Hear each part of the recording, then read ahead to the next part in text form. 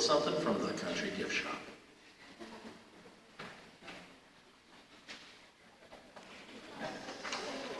There you go, Alan. Now open that up. Sure.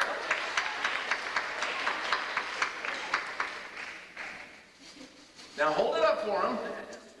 This is teaching music through performing marches.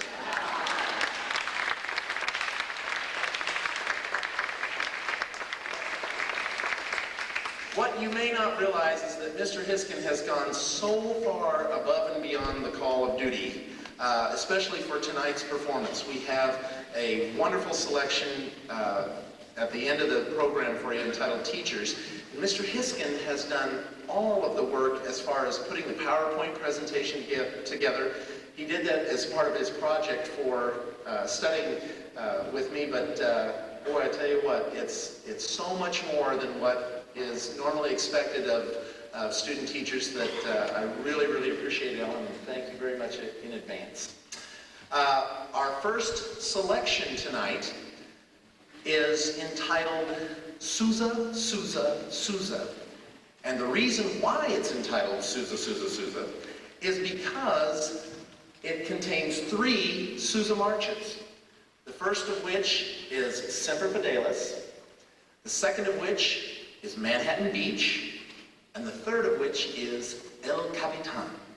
We present Sousa, Sousa, Sousa.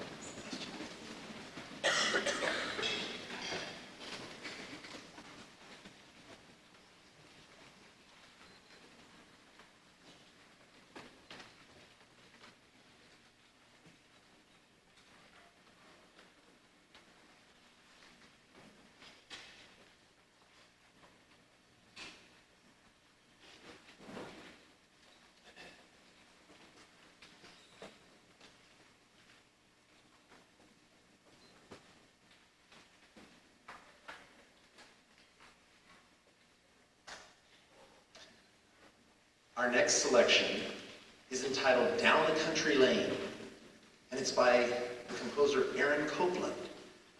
And it's a significant thing that a middle school band would get to perform music by such a wonderful master of composition such as Aaron Copland. And one of the things that I try to teach the kids is how to have the punch of the march, like Mr. Hiskin taught them, and also how to have the sensitivity of the musical line to be formed as we're playing, that we might conjure up an imagery to the audience. One of the things that we're talking about when we play is imagery. We spoke about walking down a country lane and what you might see on one side or the other. And you might be walking down there and see a grove of trees off to your right-hand side, or a bunch of flowers, wildflowers growing in a field. And just the calmness of the day and how excited you might be to see nature in its fullness. And so we'd like to present Aaron Copland's Down a Country Lane.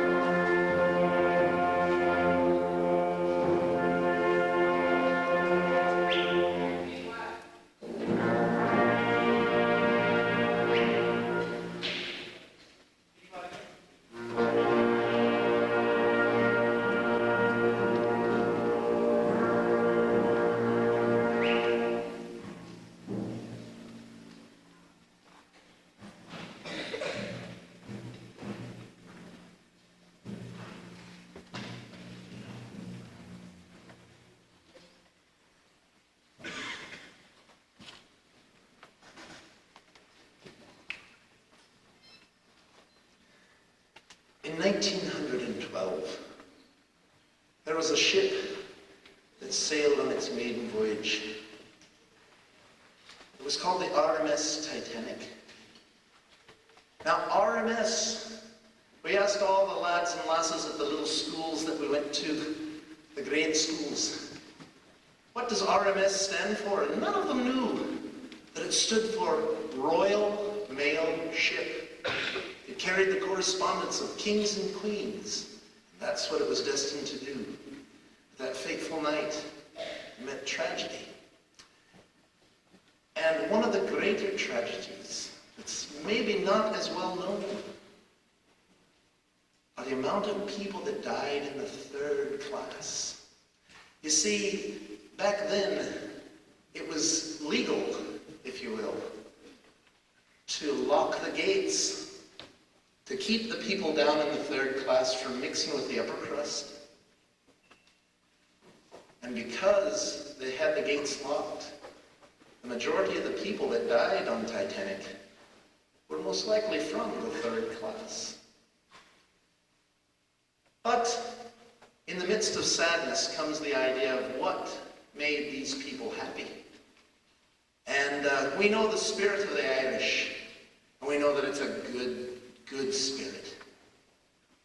And we know that they would often celebrate. And they were probably dancing and having a good time that very night that the iceberg struck. So we'd like to take you back to the year 1912, on a night just prior to the tragedy, when there was dancing and singing going on, because there was an Irish party in third class.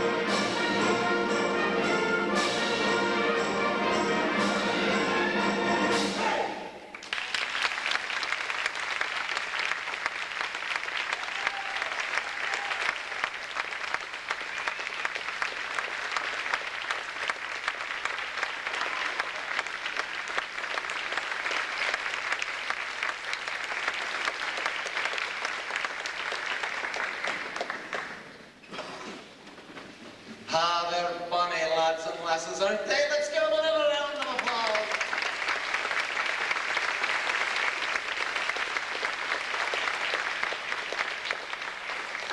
Thank you. We'll be right back just after the director catches his breath.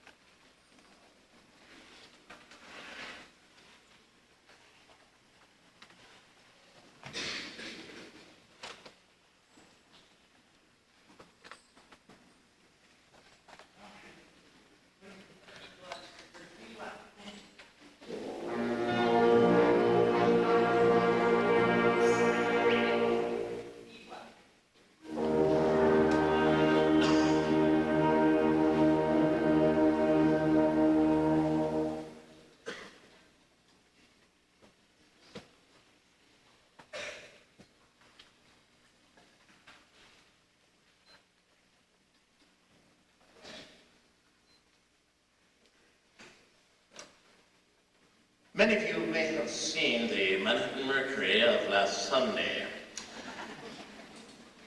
And you saw the front side of what it looks like in the Wicked Witch of the West and the Wicked Witch of the East. The Wicked Witch of the East, played so wonderfully by Mr. Gabriel Reed back there.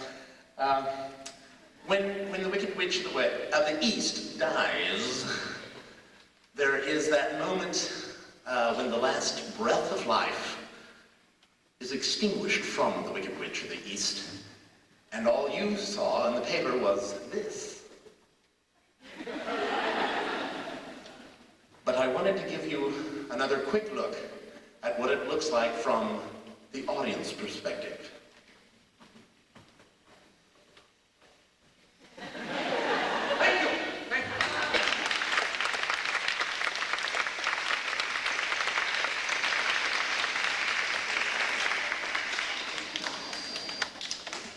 So anyway, rather than me having my voice only on the recording, I thought it would be extra special if our actors and actress over here could let their voices be heard, introducing themselves and what part they're going to play in the tale of the Wizard of Oz. My name is Dorothy O'Jane, and I'll play the part of Dorothy. My name is Kevin Van Slyke, and I will be playing the part of Auntie M. Yeah! My name is Brendan Hudson, and I'll be playing the part of the Wicked Witch of the West. Yeah!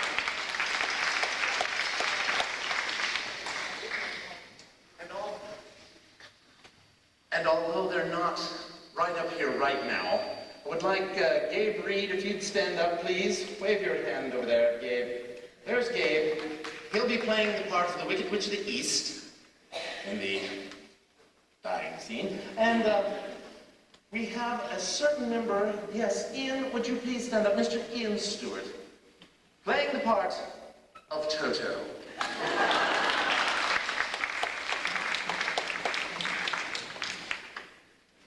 We had long, exhausting hours of intensified voice training and study in preparation for this. And what you're also going to be treated to is a bit of aleatoric music.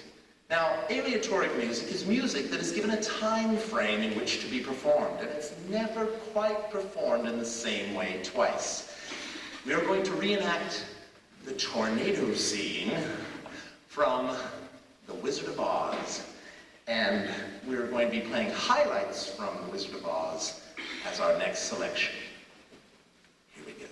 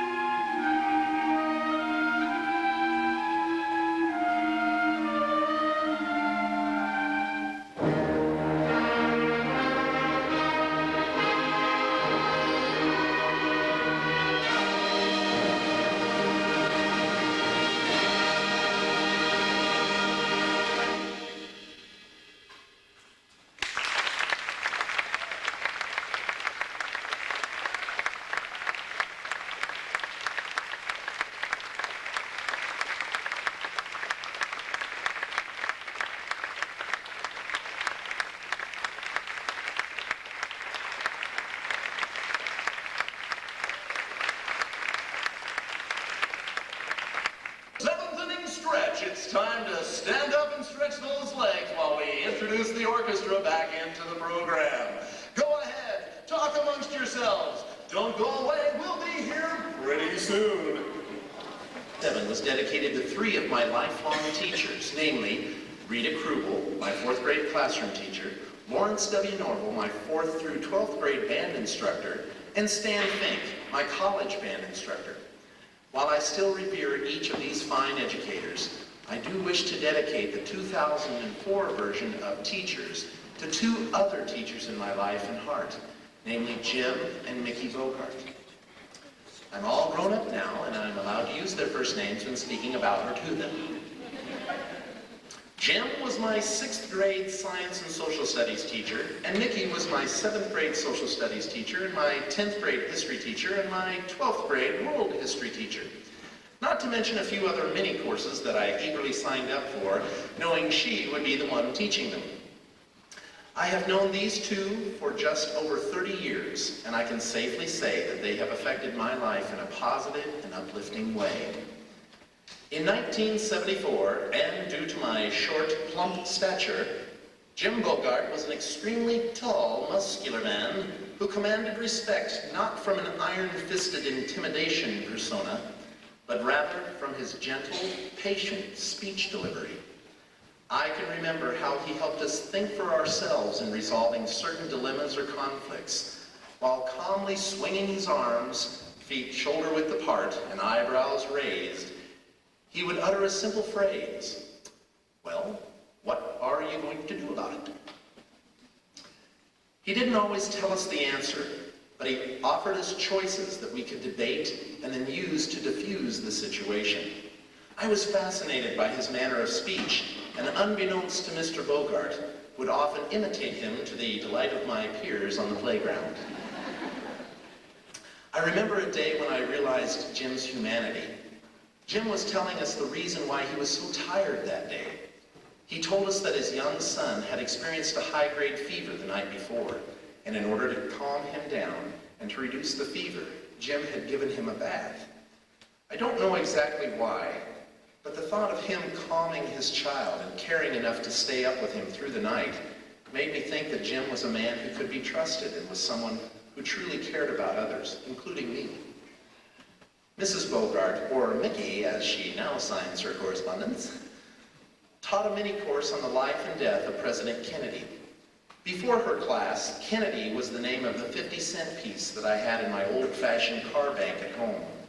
After her mini course, Kennedy was a democratic political figure who I wanted to know more about. My mind was open to the what-ifs if he had survived. She played us music that spoke of the deaths of John F. Kennedy, Martin Luther King Jr., and Robert Kennedy. My heart was saddened by the thought of someone killing another person. Witnessing the Zapruder film, looking at the still photographs of the balcony, and hearing the live broadcast of death in a kitchen was both shocking and intriguing. The mystery of why and who was not something we could solve in one class period, and so was born an eagerness and enthusiasm to return to her class day after day. I remember one of the saddest days in my high school career.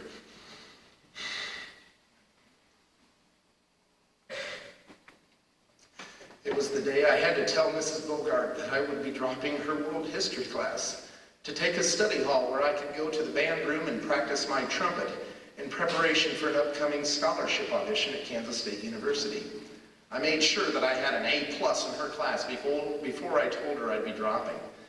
And I remember her eyes filling with tears as she told me that she didn't like the situation, but that she understood my desire and need for practicing for such an important event. She wished me well, and I was gone. I could not know the pain I must have caused her at the time, but upon becoming a teacher myself, I've had to live and relive that same type of pain when I lose one of my students to their other life's pursuits. I'm truly blessed to have the friendship of 2 such wonderful people. Their intelligent wit and calm demeanor shall be with me on my lifelong journey. The humanity I feel and the caring I have for others are hallmarks of my personality, And I have Jim and Mickey Bogart to thank for much of who I am.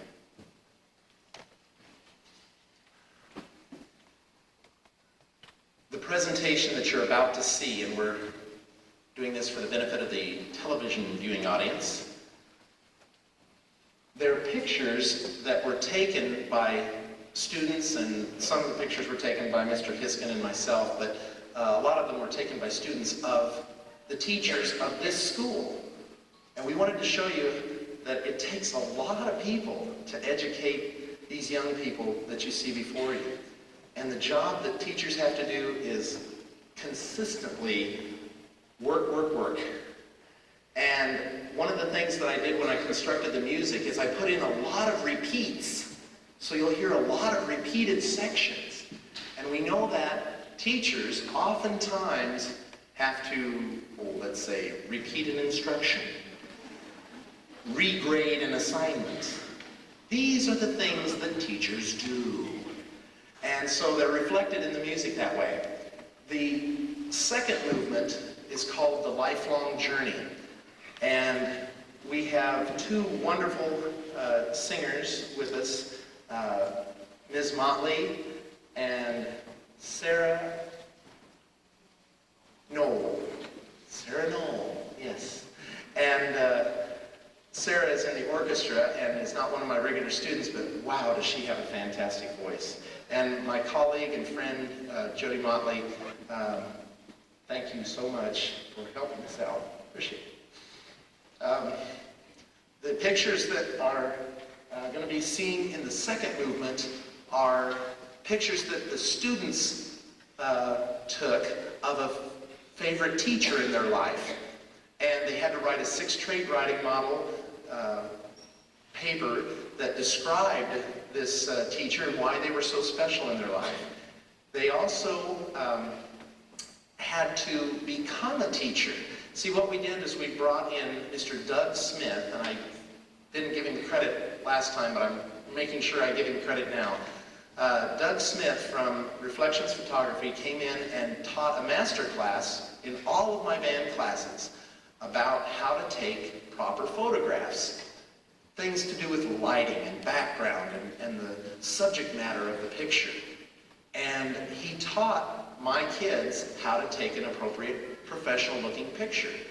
Then it was the responsibility of the students to go out and take a picture with the knowledge that they had gained, and then teach someone else that same knowledge and have them take a picture of the student with their favorite teacher. So not only are the students students, but they become the teachers as well. Ladies and gentlemen, we present teachers.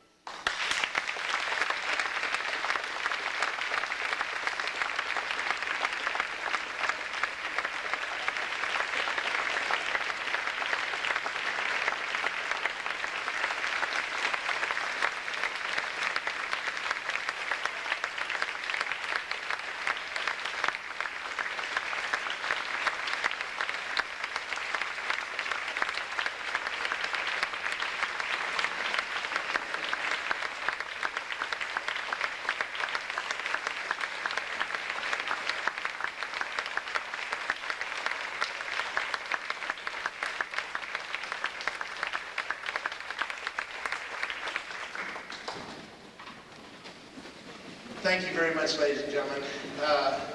Wow, what great kids to work with. Let's give those kids another round of applause.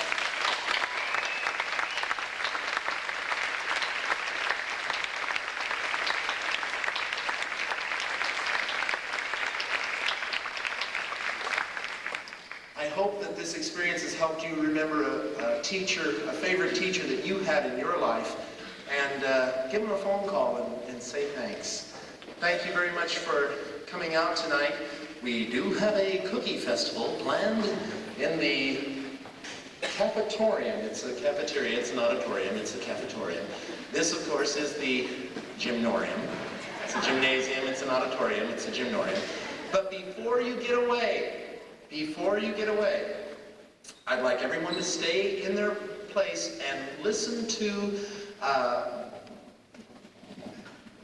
Jessica Snyder. Not doing too well with last names tonight, but I'll be fine. Mrs. Snyder has a presentation to give us from Kansas State University about the band camp at Kansas State University. My daughter, Anna, will be attending, of course, and playing French horn. So, Mrs. Snyder, will you come up, please, and deliver to us the fine message that you have. She's also a wonderful French horn player. So. What a great concert. Thank you so much for having me out. Just a little bit about the music camp this summer. It's June 6th through the 10th. Your students can opt to stay on campus and have a really good time with us. But they can also stay home and have a really good time with you. If they choose to stay at home, we do have a commuter meal card, so they can still eat on campus. Schedule runs all day. We have free time to hang out in the Union. They're going to get great music instruction, some private lesson, smaller ensemble type situations, and large band. So we'd love to see them come out. It's June 6th through the 10th, and I have brochures, so if you'd like to see me afterwards, that would be great. Thank you. Thank you. I'd also like to point out that tonight's concert is being recorded by Arnold Sound Recording. Mr. Kyle Arnold, if you'd wave your hand there, Mr. Arnold. There's my friend Kyle, and he's recording the CD for us. He's doing a lot of the extra expensive stuff that he normally charges. He's doing that out of the goodness of his heart for us without charging us. And so the CD price can come down. For years and years and years, it was $15. It's only $13 now. That's for a CD that is of your kids. So we'd love to have you buy that. I should say that the band, we don't make any money off of the CD. This is strictly just for the kids and for the families. So we'd love to have you purchase a CD. You can contact the Arnold Sound Recording folks right over here tonight. If you have your checkbook. If you don't have your checkbook, don't worry about it. You can send the check tomorrow with your son or daughter. And it's $13, and you make the checks out to Arnold Sound Recording, and that's all I have. Oh yes, we forgot one of the most important things, and we have to do this, so you're just going to have to sit there a little while longer. You see, one of the traditions that we have in the band is done so often that, well, we've developed some type of wings for ourselves. Mr. Gabe Reed, who played the dying, wicked witch of the East, would you come on down, Gabe?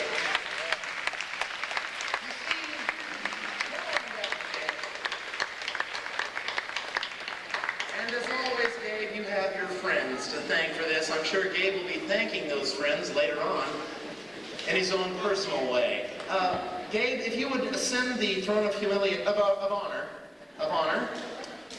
And what we do is we honor the kids in the band when they have a birthday, but we don't necessarily want to pay royalties to the two elderly ladies that made up the happy birthday song, so instead we use animals in our description of singing the happy birthday song.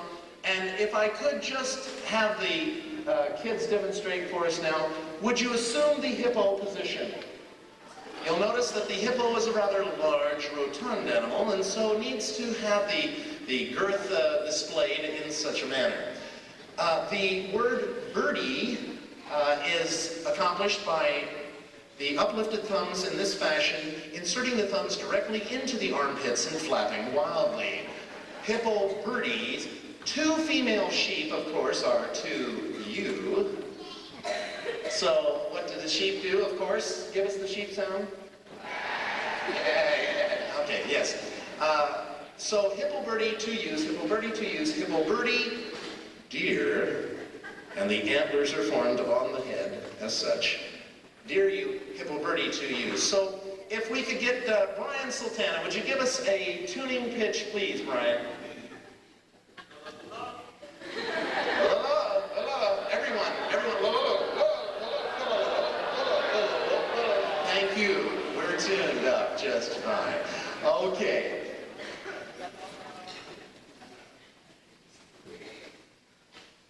Assume the hippo position. Now, when I say assume the hippo position, you have to stand up and assume the hippo position. Let's go, people. We haven't got all night now. Well, actually, we do have all night. No, we don't. Okay, here we go. Assume the hippo position. Ready?